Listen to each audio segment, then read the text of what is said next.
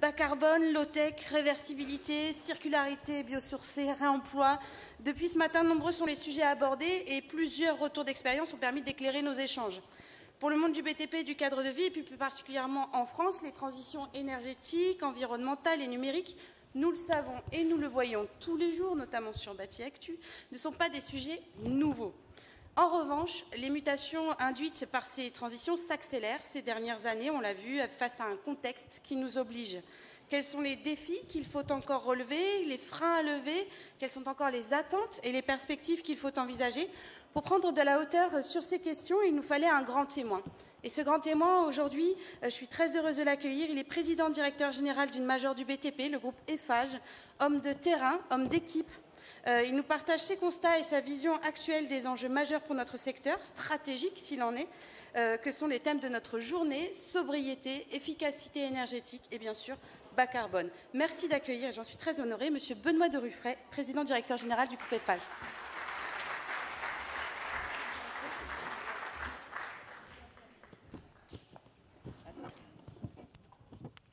Merci donc, monsieur, de votre présence à nos côtés pour cette 8e édition d'Energy Meeting. Alors, on le dit, un contexte qui est quand même assez présent aujourd'hui, une accélération sans précédent des transformations de notre secteur, notamment en faveur de la transition environnementale, la décarbonation qui devient un sujet aussi essentiel face au dérèglement climatique, qui lui aussi s'accélère. Finalement, aujourd'hui, est-ce que pour vous, on est à un moment charnière pour notre secteur ? Merci Pauline et bonsoir à toutes et à tous. En fait, j'aimerais bien revenir sur les crises qu'on a traversées. Je pense que c'est évident pour tout le monde que le Covid a été naturellement un accélérateur de la digitalisation. Ça a aussi été un révélateur de fragilité dans les logistiques, dans les chaînes d'approvisionnement. Et après, bien sûr, la guerre en Ukraine, aux portes de l'Europe, c'est un drame absolu, mais c'est aussi un accélérateur de fragilité. En fait, on s'est réveillé en Européens avec une dépendance au gaz russe, avec une deuxième couche très importante de la perturbation de toutes les logistiques. Et oui, finalement, ça a été un accélérateur de la transition écologique puisque les thématiques souveraineté industrielle sont revenues très fortement. Oui, on s'est rendu compte de notre dépendance finalement aussi à plein d'enjeux autour de nous. Ben, je pense que personne n'avait conscience. On a vécu des décennies avec un coût de l'énergie relativement stable et tout d'un coup, on se rend compte que jusque dans nos assiettes, il y a beaucoup d'énergie. Et donc tout ce déséquilibre vient. Et naturellement, on a cherché à se protéger, on a cherché à rechercher une souveraineté industrielle, une souveraineté énergétique et une sobriété énergétique. Et ça, fondamentalement, c'est les piliers de ce qu'on essaie de faire en transition écologique. Donc il y a une prise de conscience, il y a une accélération, en tout cas dans le cursus, je dirais, européen. Et c'est bien ce qu'on vit tous les jours, avec des gens touchés jusque dans leur quotidien, des clients qui sont touchés, nos collaboratrices et de collaborateurs. Donc il y a une prise de conscience qui est vraiment très puissante. Et cette nécessité du coup d'avancer et de faire face encore plus rapidement aux défis qu'on nous avait posés, parce que c'est vrai que la France a été pionnière finalement dans le bas carbone, la RE 2020, etc. Et pour autant, là, voilà, on nous dit attention, il faut accélérer, il faut être plus sobre, on a besoin aussi de plus d'énergie. Enfin voilà, il faut arriver à faire en sorte que ces paradigmes se rejoignent. Vous aviez un élément fondamental, c'est que pour retrouver cette souveraineté énergétique, il faut produire l'énergie. Produire l'énergie, c'est forcément un développement accéléré des énergies renouvelables, donc c'est bien sûr un vecteur positif. Et après ça, l'élément qui suit naturellement, c'est la sobriété énergétique, parce que vous serez tous d'accord que la meilleure énergie, c'est celle qu'on ne consomme pas. Donc finalement, des raisonnements qui étaient sur des retours d'investissement financiers, certains convaincus étaient prêts à aller très en amont et très en avance par rapport à un équilibrage économique. Vous changez le coût de l'énergie, même les équations économiques fonctionnent, et quand vous pensez à la dépendance, vous n'aimez pas, et du coup tout un tas de sujets sont devenus importants, rentables, et donc urgents à mettre en œuvre. Oui, parce que finalement, c'est ça aussi, il faut rappeler, c'est que c'est toute la filière qui doit avancer du coup de concert. C'est un défi collectif finalement, cette ces enjeux-là pour notre filière? C'est ce que j'aime beaucoup, hein. On fait un métier merveilleux qui n'existe que par les hommes et les femmes qui le font. On touche les gens dans leur vie au quotidien, de leur naissance jusqu'à la fin de leur vie. On les touche au travail, on les touche personnellement, on les touche dans leur mobilité, dans la connexion. Donc finalement, on est au cœur de beaucoup de choses. On est très énergivore, on est très émetteur, donc forcément il y a une prise de conscience qui est très importante.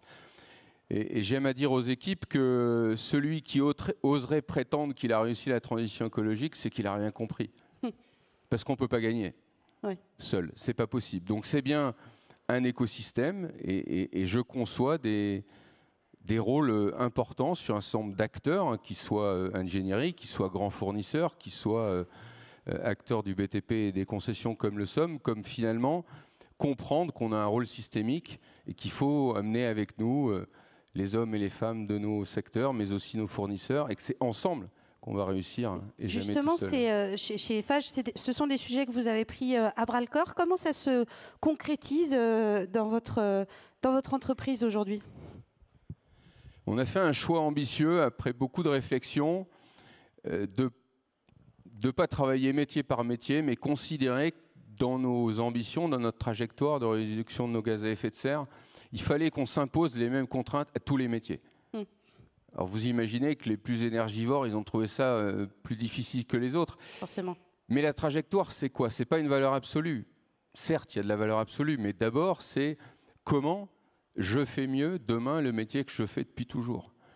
Et quand vous êtes en pourcentage de réduction, finalement, ça peut s'appliquer à tous les métiers. Donc on a fait le choix, que vous soyez génie civiliste, que vous soyez routier, que vous soyez dans les métiers de notre branche énergie-système, du bâtiment, tous ensemble, on va se fixer des objectifs de réduction qui sont communs. Après, c'est un gros avantage, c'est que finalement, vous avez nos scopes 1 et 2 qui sont très liés à nos bâtiments, très liés finalement à nos sites et à nos engins, hein, globalement, qu'ils soient véhicules légers, utilitaires ou très gros engins de chantier. Et forcément, en fonction des métiers, il y en a certains qui sont très touchés par les scopes 1 et 2, et au contraire d'autres très touchés par le scope 3. Et je dis toujours que chacun s'occupe de là où il est impactant à 80%. Et comme l'organisation du groupe est excessivement compacte, on a les mêmes systèmes d'information, les mêmes référentiels. Ce que fait un métier va bénéficier à l'autre, même si ce n'est pas son cœur de fonctionnement. C'est un effet finalement rebond, j'allais dire, c'est peut-être pas le bon terme, mais... Le troisième élément, c'est le scope 3. Forcément, le scope 3 qui vient de nos fournisseurs, c'est le scope 1 ou 2 d'un fournisseur. C'est beaucoup plus facile de contrôler son scope 1 et 2 que son scope 3.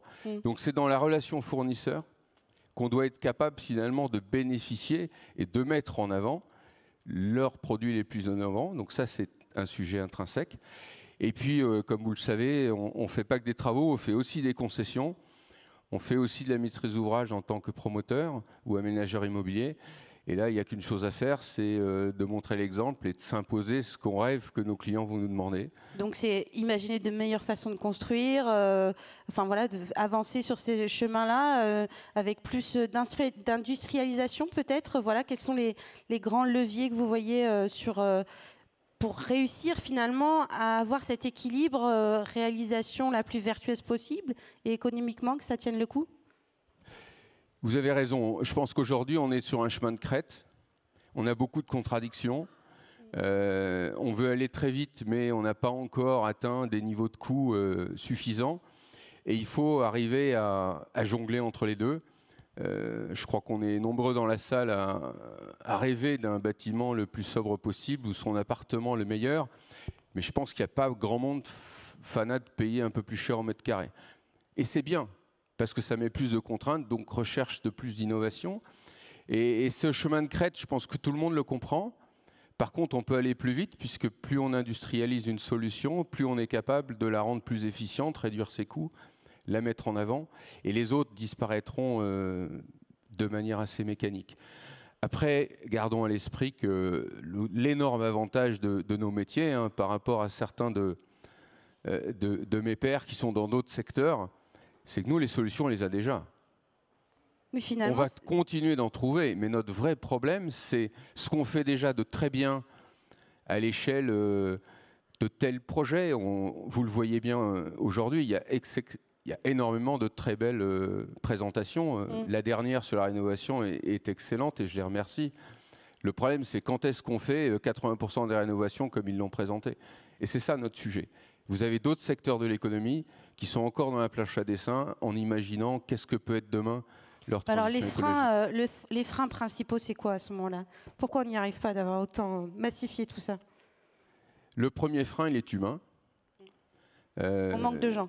On est en train de canaliser des investissements pour favoriser bien sûr l'émergence et la mise en place des solutions. Je prendrai un exemple par rapport à ce qui vient de nous être présenté.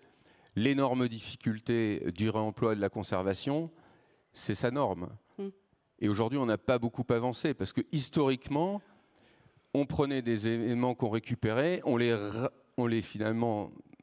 faisait redevenir matières premières et enfin, on les retransformait. Ça coûte très cher en énergie. Donc, l'augmentation du prix de l'énergie est un accélérateur puissant pour faire comprendre qu'il faut arriver à trouver un schéma de normalisation du réemploi. Parce que finalement, l'acceptation en termes d'usage, et vous l'avez très bien montré tout à l'heure, elle est en train d'aller plus vite que la norme est capable de nous permettre aujourd'hui de certifier un certain nombre de choses. Donc quand vous avez un maître d'ouvrage intéressé, passionné, vous y arrivez. Sinon, c'est beaucoup plus difficile. Le deuxième enjeu, il est bien évidemment humain. Mais c'est aussi pour moi une belle opportunité parce qu'on travaille chaque matériau, on va bien choisir chaque matériau, mais franchement, le geste du joint entre la bonne fenêtre et le bon parement, heureusement, c'est encore l'homme ou la femme qui l'a. Oui. Et vous pouvez avoir les meilleurs matériaux du monde, vous n'allez peut-être pas forcément réussir si vous n'avez pas ce geste-là. Cette compréhension, elle est, je pense, très intéressante, très formidable, mais elle nécessite beaucoup d'accompagnement et de formation. C'est comme on disait sur le numérique, aussi finalement dans notre secteur, c'est quelque chose qui doit être vu comme un outil, pas quelque chose qui va remplacer, c'est ça? Il faudrait que ça simplifie, mais j'aime pas le terme parce qu'il est trop utilisé et pourtant il n'y a rien qui se passe. Ouais. Mais fondamentalement, vous avez raison, c'est ça qui va nous faire progresser. C'est l'aventure collective menée de manière encore plus large d'un écosystème, y compris les tenants et les aboutissants et les hommes et les femmes qui aiment ce métier et qui le font au quotidien, qui nous feront réussir, hein, c'est évident. Alors vous avez sans doute des attentes aussi. Quelle vision vous avez aujourd'hui des pouvoirs publics? Comment est-ce que c'est important qu'ils accompagnent plus? Alors on est toujours dans cet équilibre aussi, incitation, obligation. Là on voit que ça s'accélère sur la rénovation et c'est important, c'est peut-être là d'ailleurs la bascule.